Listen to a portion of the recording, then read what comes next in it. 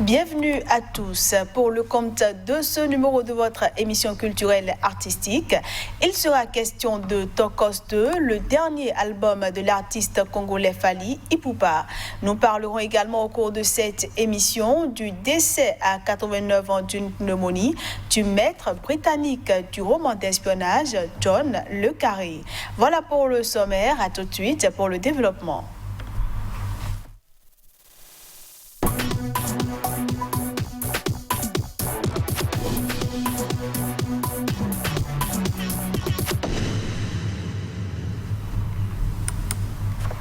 Pour cause de coronavirus, le défilé principal de la 18e édition de la Dakar Fashion Week a eu lieu dans la forêt de Baobab de Bandia. Ceci afin de respecter les consignes de distanciation sociale.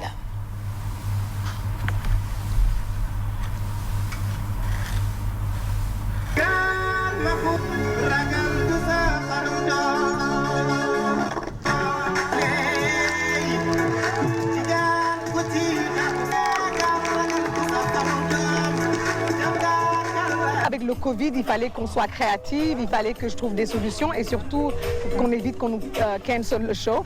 Et là, je pense qu'il y a assez d'espace pour que personne se sente à l'étroit. On s'est tous mis d'accord pour vraiment faire une mode où on utilise des matériaux naturels. Moi, j'ai utilisé le chantoum de soie. C'est de la soie sauvage de Thaïlande et on est venu ici, on l'a teint ici. C'était une expérience Asie-Afrique et on l'a brodé avec de la broderie mauritanienne. Au final, tous les mannequins sont équipés d'accessoires.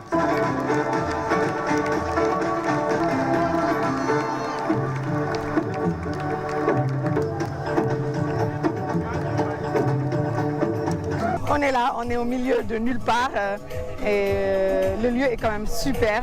Et pour la première fois aussi, on fait du pay-per-view. Donc tout le monde, toute la terre peut nous regarder et payer 1000 francs CFA et regarder le show.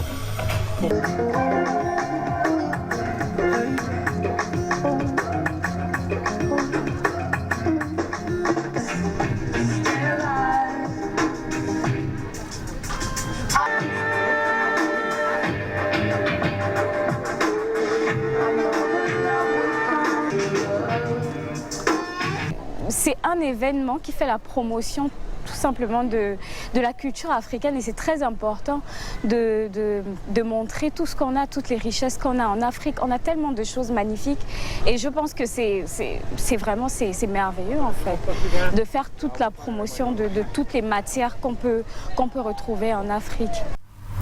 Il était temps que la musique africaine explose en France.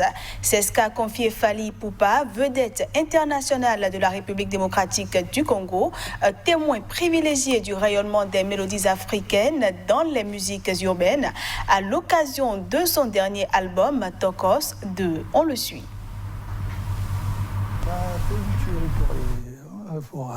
Non, les gens vont être contents. Les gens vont être contents. Et puis voilà. Mon album, en fait, c'est un cocktail de poison. Voilà, non, les gens vont être très, très contents, fiers de moi, en fait. Naza, pareil, talentueux, très, très talentueux et humble. S'ils ont quelque chose en commun, les deux, c'est des jeunes très, très humbles. Et puis, voilà, très talentueux et réceptifs. On fait ce truc, tac, tac, direct, tac, tac, tac, tac, tac. Il n'y a pas d'appel où parce qu'ils sont devenus des stars, ils se la racontent. Non, non. Je ne connaissais pas. Il y avait des gens qui m'ont proposé ce titre-là. Si on associait Matt, on aurait un tube et puis voilà, on va pouvoir nourrir les deux publics. On l'a contacté direct, il n'a même pas fait des chichis. Cool, normal, propre. C'est un gars très, très, très humble. On a déjà clippé, enregistré et clippé. C'est quelqu'un qui partage les mêmes valeurs que Dadju, en fait, et Naza. ils ne se la racontent pas. Moi, j'ai déjà fait des chansons pas politiques qui dénoncent des choses. J'ai fait une chanson Stop à la guerre pour Goma. J'ai collaboré avec le grand Youssou N'Dour et le grand Salif Keïta dans un documentaire produit par Leonardo DiCaprio pour dénoncer ce qui se passait à Virunga.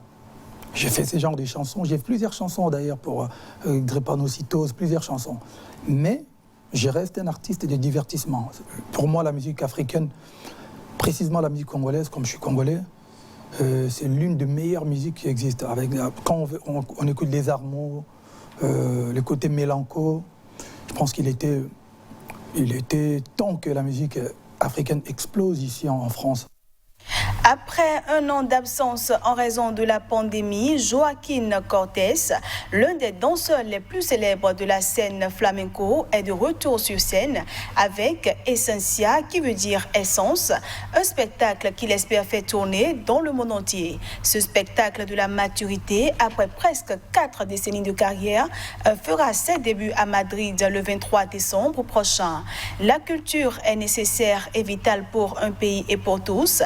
La danse et la musique sont les médicaments de l'âme et il faut les prendre, a déclaré Joaquín Cortés lors des répétitions du spectacle dans la capitale espagnole. Il s'agit de dire aux gens qu'aller voir un spectacle est sûr, que les gens doivent aller voir les spectacles, qu'il y a un protocole et qu'ils peuvent les voir en toute sécurité, a expliqué le danseur de 51 ans né à Cordoue, au sud, au sein d'une famille gitane.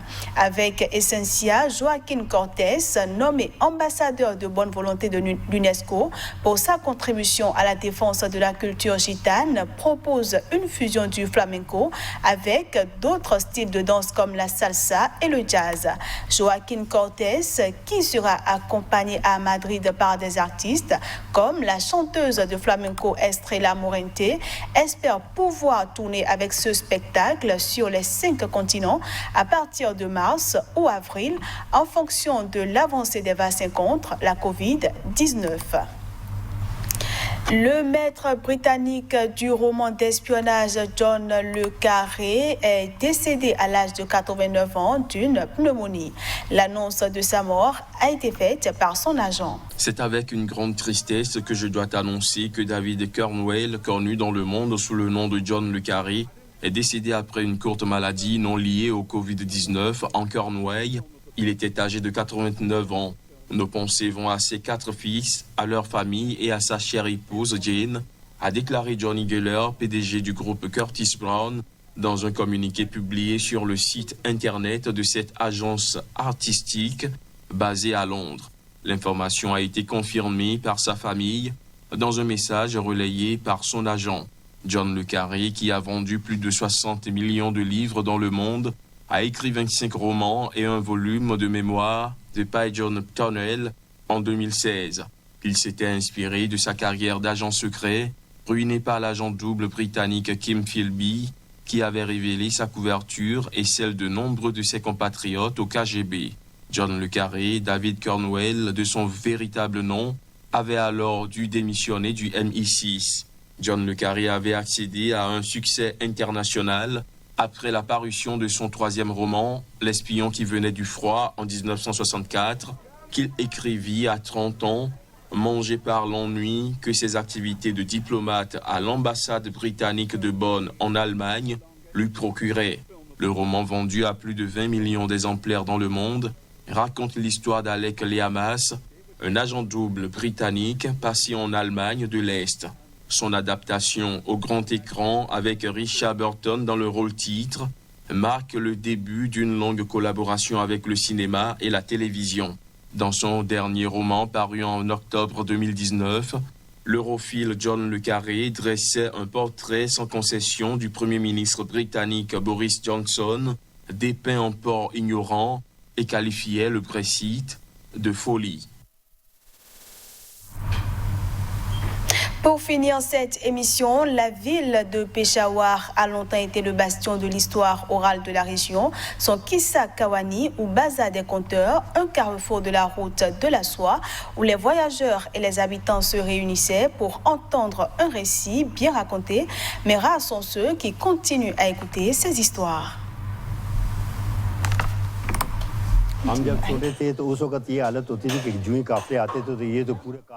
Quand on était enfant, les caravanes de chameaux venaient ici. Lorsque les chameaux dégageaient des marchandises, on courait entre les pattes des chameaux en essayant de se rattraper les uns les autres. On attendait ce moment avec impatience parce que c'était un jeu particulier.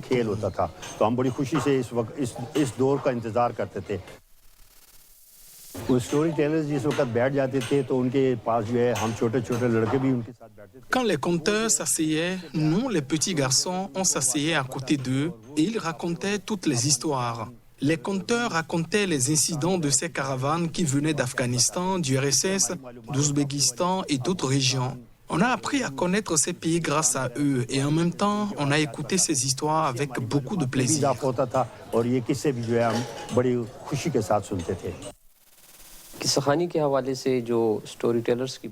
En ce qui concerne le bazar des conteurs, les conteurs étaient alors un outil de communication.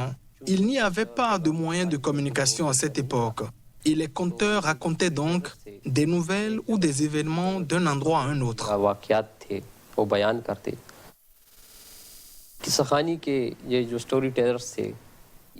Les narrateurs de l'histoire racontaient les événements d'une manière si belle et si élégante. Ils y ajoutaient toujours un peu de poésie et de couleur et créaient un certain suspense pour maintenir la curiosité des auditeurs. Parfois, une histoire pouvait durer une semaine, voire un mois. Et voilà, mesdames, messieurs, ce sera tout pour ce numéro de votre émission culturelle artistique. Merci à tous d'avoir été des nôtres. À bientôt.